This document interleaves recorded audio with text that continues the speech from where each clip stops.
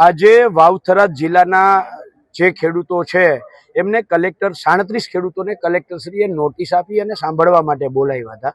એના માટે અમે એના પ્રતિનિધિ તરીકે જવાબ રજૂ કરવા માટે આવ્યા હતા અને જવાબ અમારી પાસે લેખિત પણ હતો। પણ સવાલ એ છે કે જ્યારે કલેક્ટરે પોતે જે નિયમોનું પાલન કરવું જોઈએ, જે બાબતોનું ધ્યાન રાખવું જોઈએ, દાખલા તરીકે 9 ફેબ્રુઆરી 2026ના રોજ જે જાહેરનામું છે એ જાહેરનામાને લઈ અને એનાથી 10 દિવસ પહેલા એટલે કે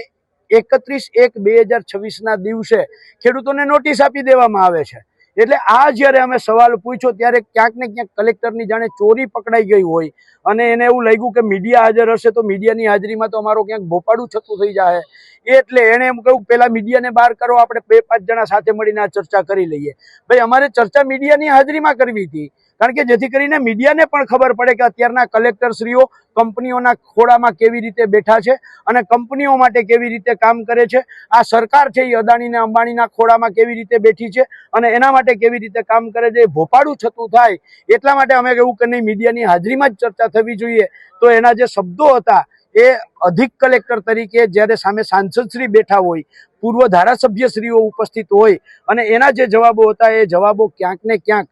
લોકશાહી માટે લાંછન સમાન હતા। પોતાના જવાબ આપવાના બદલે આ કંપનીઓનો જાણે પાવર ગાજતો હોય એવી રીતે એ ગાજતા હતા અને એના ઉપરથી બહુ સ્પષ્ટ થાય છે કે જો સાંસદશ્રીની હાજરીમાં આગેવાનોને આવી રીતે જો જવાબો આપતા હોય તો સામાન્ય ખેડૂતોના લોકો કેવા જવાબ આપતા હશે।